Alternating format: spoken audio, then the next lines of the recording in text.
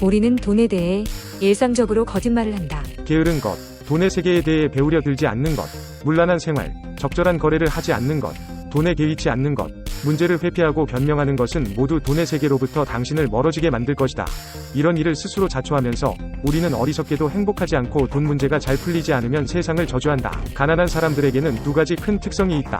내가 발견한 첫 번째는 그들은 아무리 유익한 정보와 지식을 제공해도 어느 누구의 조언조차 믿으려고 하지 않는다는 점이다.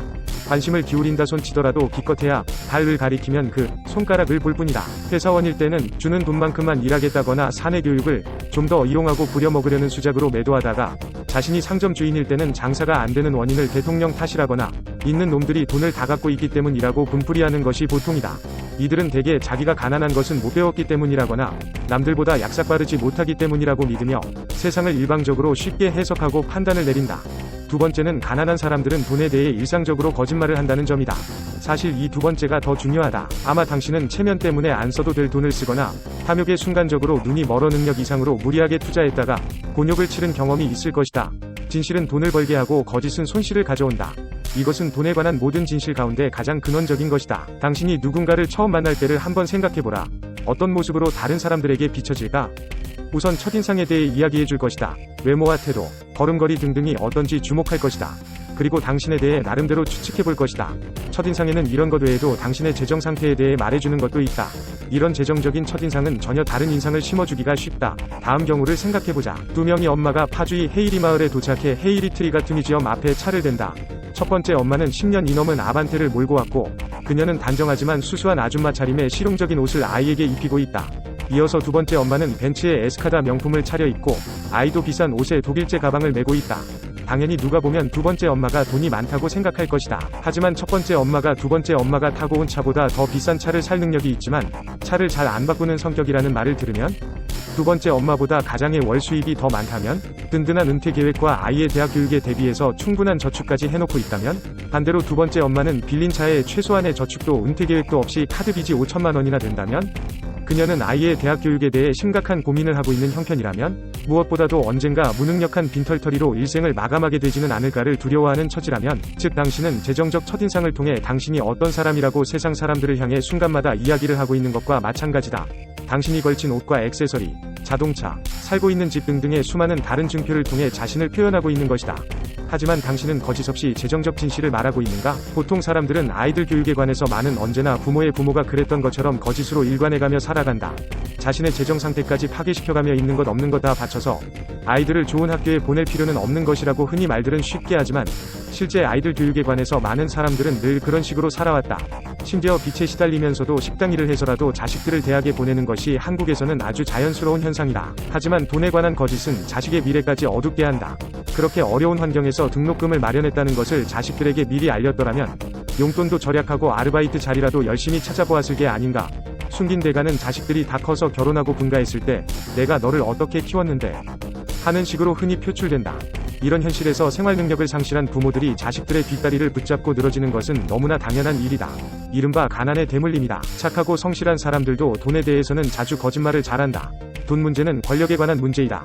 자신이 빈털털이라는 사실이 주위에 알려지면 다른 사람들이 무시할까봐 두려워 없어도 있는 것처럼 허세를 부리고 거짓 성공을 보여주기 위한 증표에 기꺼이 돈을 쓴다.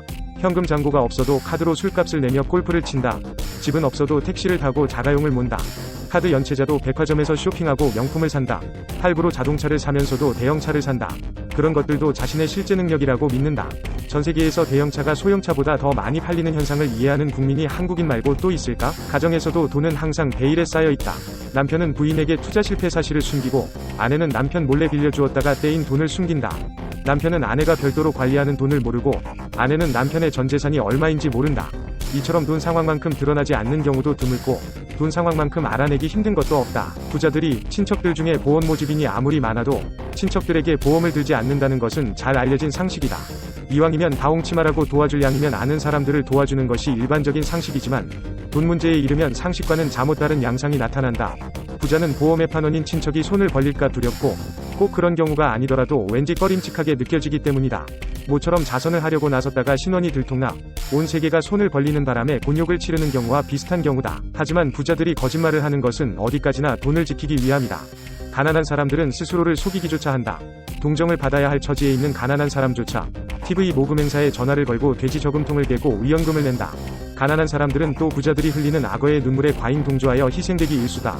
연말이면 부르주아들이 뿜어내는 사회 분위기에 휩쓸려 가난한 사람들이 분수에 맞지 않게 많은 기부금을 내고 자선 냄비에 돈을 던지는 것도 그 때문이다. 수많은 사람들이 자기가 가진 돈에 관해 거짓으로 말하는 경향이 있다. 당신 역시 실제로 가진 것보다 더 많이 가진 것처럼 행동해왔을지도 모른다. 친구들을 좋아하고 온갖 경조사 모임에 빠짐없이 참가하는 것은 돈이 많이 드는 일이다. 통장에 잔고가 없어도 카드로 결제하는 것은 자신의 재정 상태를 속이는 일이다. 재정에 빵꾸가 난 상태에서도 골프 초대에 응하고 스포츠 댄스를 배울 약속을 하는 것은 자기 기만이다. 허례허식의 부자들과 동조하는 것은 몸에 맞지 않는 옷을 입는 것이나 마찬가지다. 한번 생각해보라. 가계부를 적자로 만들고 삶을 제어할 수 없도록 만드는 일들은 모두 돈에 관한 최초의 작은 거짓말에서부터 시작되는 것이다. 한 번의 거짓말은 점점 더 진실을 은폐하도록 만들고 재정 상태를 꼬이게 만들어 결국 가계 적자의 수렁에서 빠져나올 힘을 빼앗는다. 어떤 면에서 부자로 가는 길에 들어설 수 있는 가장 중요한 방법은 자기 자신과 자신이 가진 돈에 대해 솔직해지는 것이다. 돈에 관해 진실을 말하는 순간부터 돈은 불어나기 시작한다. 여러분은 매일, 매 순간마다 돈에 관한 진실을 말할 것인지 지금처럼 거짓으로 일관할 것이지 선택해야 한다. 선택은 여러분 자신에게 달려있다. 한쪽은 여러분이 원하는 것을 이루도록 이끄는 길이지만 다른 쪽은 여러분이 가진 것을 파괴하는 길이다.